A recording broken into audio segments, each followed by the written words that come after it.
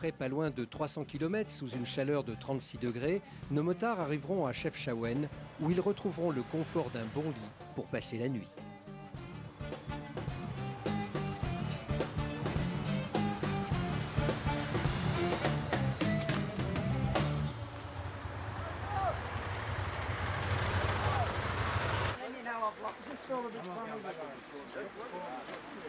Denise? And number 13 with Chris. Number 13. Double. Can you touch? Touch this way. This first floor. Water? Yeah. Une journée particulière. Particulière parce qu'on a découvert ensemble une nouvelle route. Ça arrive pas très souvent, donc c'est d'autant plus excitant pour tout le groupe, puisqu'il fallait aller à l'aventure, quoi. Mais bon, on est à bon port. La nuit n'est pas encore tombée, puisque on évite en général de rouler la nuit.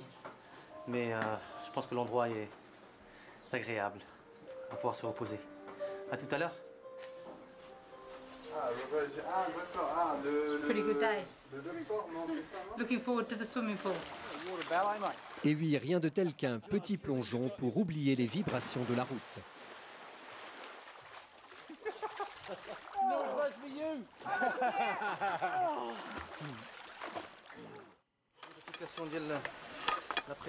Le lendemain matin, Reda et Redouane sont vite debout pour préparer les motos.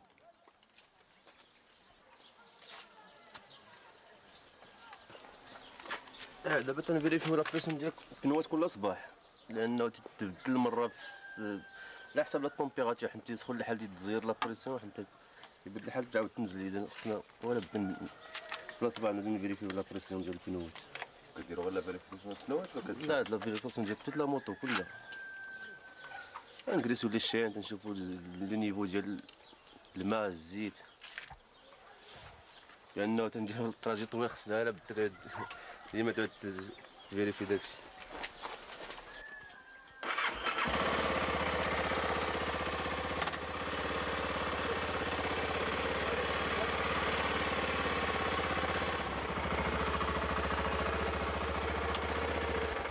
C'est bon. Attention bien avec. C'est bon. Très bien. Ça permet d'assurer le confort et la sécurité des... Sur un circuit aussi long, qui dure plus de 10 jours, la maintenance est très importante. Il est important de faire des contrôles réguliers. Tous les 2-3 jours, on fait un entretien un petit peu complet sur le niveau d'huile, sur la pression des pneus, etc.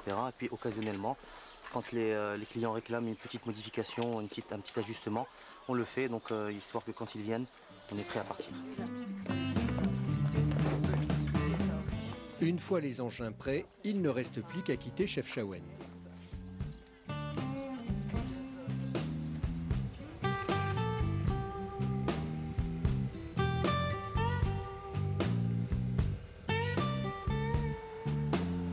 L'étape du jour est longue de 220 km. Le premier arrêt sera pour le site antique de Volubilis.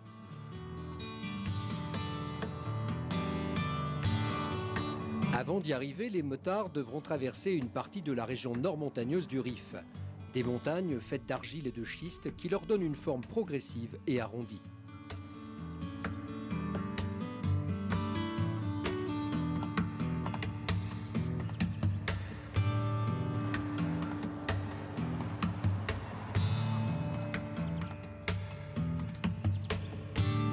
Quelques heures plus tard, sur les contreforts du massif de Zéroun et à une trentaine de kilomètres de Meknès, le groupe découvre Volubilis.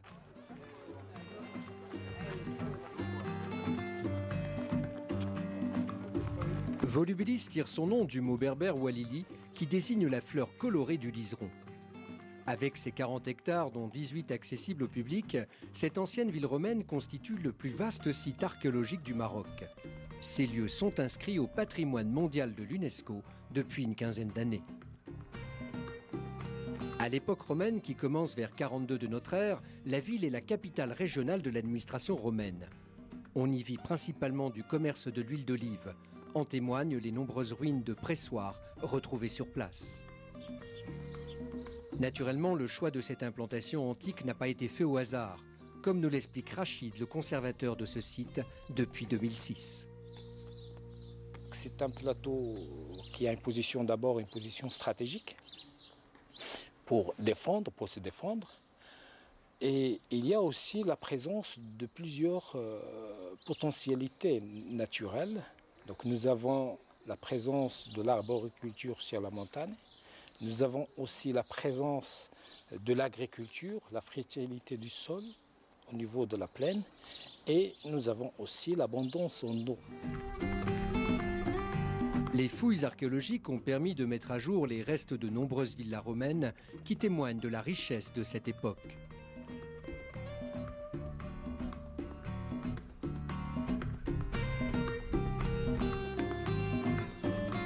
Volubilis est aussi connu pour ses mosaïques que les archéologues attribuent à des artisans berbères locaux de l'Antiquité. Donc nous sommes dans une maison romaine, une maison de type apéricile. Donc c'est une maison somptueuse. Donc là, nous sommes en plein centre de la maison.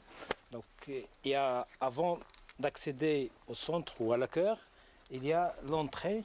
Après l'entrée, il y a le vestibule. Et directement après, il y a le péricyle ou la cour centrale. Donc c'est un type de maison à plan en baïonnette. Et ce que vous voyez au centre, c'est un bassin.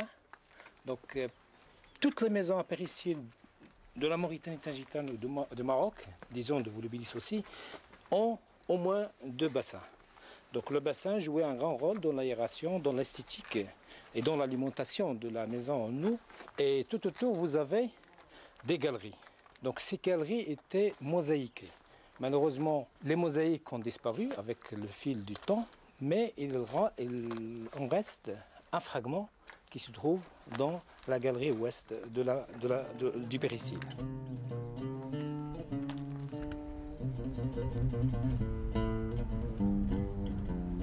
Non loin de Volubilis, la petite ville de Moulay Idriss Eroun est perchée sur un piton rocheux qui domine la vallée de l'Oued Erouman. Elle abrite le sanctuaire du fondateur de la dynastie des Idrissides. Moulay Idriss fonda le premier État islamique du Maroc au 8e siècle de notre ère. Toutes les tribus commençant à faire allégeance à ce descendant du prophète, il fut assassiné par les Abbassides qui s'inquiétaient de son succès. Son fils, Idriss, fondera plus tard la ville de Fès. Le mausolée de Moulay Idriss est un des sanctuaires les plus sacrés du royaume. L'édifice actuel date du règne de Moulay Ismail. Il a fait l'objet de nombreuses restaurations ces dernières années. Ce descendant de la famille des Idrissides vient tous les jours à la Zaouïa. الذين يفدون إلى ضريح مولاي إدريس يفدون بقصد الترحم أولا على مولاي إدريس وللتذكير بالآخرة وبالتذكير بالأعمال الجليلة التي قام بها هذا الرجل فهو الذي استطاع أن يوحد كلمة المغاربة لأن المغاربة ارتدوا كما قال ابن خلدون 12 مرة فالمولاي إدريس هو الذي استطاع أن يغرس التعاليم الإسلامية في قلوب المغاربة.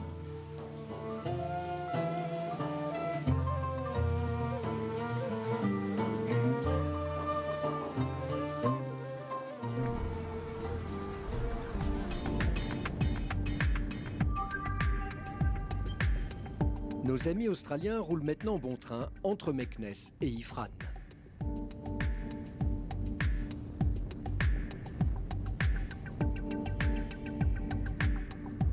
Le moral est au beau fixe et les beaux paysages se succèdent au rythme des kilomètres.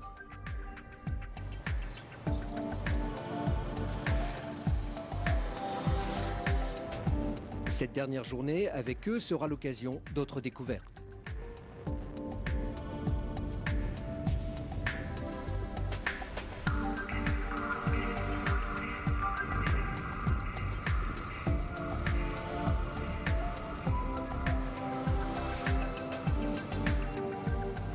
Comme au temps des Romains, cette région agricole regorge d'oliviers dont il faut perpétuer la plantation.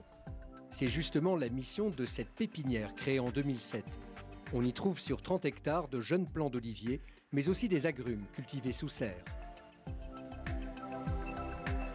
Cette pépinière fait partie d'un groupe qui associe petits, grands agriculteurs et industriels de la région au service de la réalisation de produits de qualité.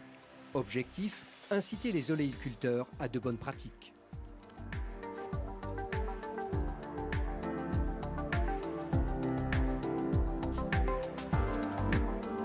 Rachid, le responsable de la pépinière, travaille ici depuis 3 ans. Il est aussi l'auteur d'une thèse sur les plantes médicinales. Cette serre, c'est à double fin. Donc, la première, c'est la production ou le bouturage des plants d'olivier. Donc, on a un parc à bois déjà installé qui est sur 11 hectares. Là, on a installé déjà différentes variétés, des variétés marocaines et étrangères. Donc, on essaye d'acquérir pas mal de variétés qui existent sur la Méditerranée.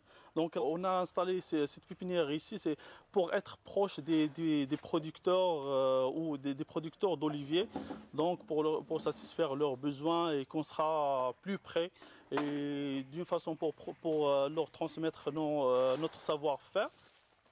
Rachid nous emmène sur un autre domaine qui fait partie du même groupe. Ici, on produit des pêches. Le gérant est originaire du Burkina Faso. Ici, en plein récolte. Oui, on est en plein récolte là. Ça va, ça va. C'est quelle variété? C'est la rubis. C'est une variété qui est relativement précoce. Donc on a commencé le passage là. Ah oui. C'est une région très favorable à la production des rosacées à noyaux à pépins. Pourquoi? Parce que le climat est favorable et il répond aux exigences de la culture. Ça, c'est la rubis. C'est un fruit très, très ferme et très rouge. Très rouge. Donc, est très productive. Du point de vue qualité gustative, c'est impeccable. C'est très juteux et très sucré. Ce domaine emploie jusqu'à 500 personnes pendant la période de la récolte. Une soixantaine de variétés de pêche et de nectarines sont cultivées ici, ce qui permet d'être présent sur le marché une bonne partie de l'année.